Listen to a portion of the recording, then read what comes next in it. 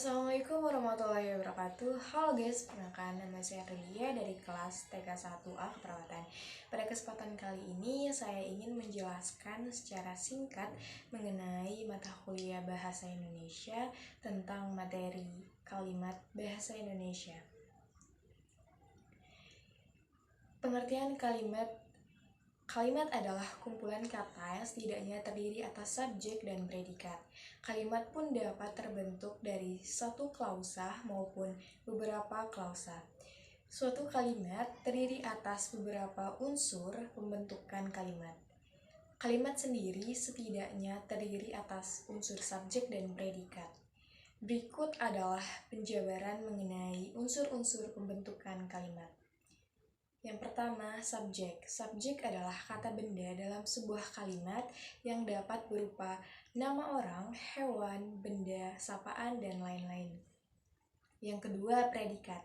Predikat adalah bagian yang menandai apa yang telah diucapkan ataupun dituliskan oleh pihak pertama. Yang ketiga, objek. Objek adalah sebuah hal atau perkara yang akan menjadi topik pembicaraan. Yang keempat, pelengkap. Pelengkap adalah bagian frasa verbal yang membuatnya menjadi predikat lengkap dalam sebuah klausa. Fungsi pelengkap adalah melengkapi kalimat lainnya seperti subjek, predikat, objek, dan lain-lain agar kalimat tersebut dapat berdiri sendiri.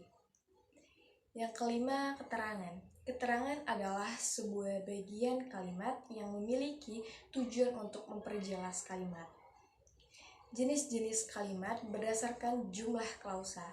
Berdasarkan jumlah klausanya, kalimat dibedakan atas 3, yaitu kalimat tunggal, kalimat bersusun, dan kalimat majemuk. Yang pertama, kalimat tunggal. Kalimat tunggal adalah kalimat yang terdiri dari satu klausa bebas. Kalimat tunggal sering disebut kalimat sederhana, kalimat simpleks, dan kalimat klausa. Contoh, dia datang dari Jakarta. Dia, subjek, datang predikat, dan Jakarta keterangan. Jenis kalimat berdasarkan fungsi subjeknya.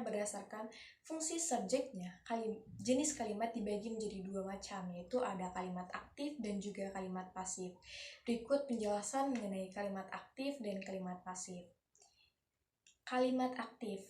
Kalimat aktif adalah kalimat di mana subjeknya merupakan pelaku atau melakukan perbuatan. Kalimat aktif adalah suatu kalimat yang subjeknya melakukan tindakan yang diungkapkan dalam predikat terhadap objeknya. Contoh, ibu menyiram bunga di taman. Ayah membaca koran. Dan yang kedua, kalimat pasif. Kalimat pasif yang merupakan kalimat yang terdapat subjek yang melakukan pekerjaan dengan ciri-ciri utama menggunakan imbuhan di, ke, an, dan ter dalam kata kerja yang disematkan dalam kalimat pasif. Kalimat pasif ini juga dapat dibedakan berdasarkan predikatnya menjadi kalimat pasif dengan predikat sebagai tindakan dan kalimat pasif dengan predikat sebagai keadaan.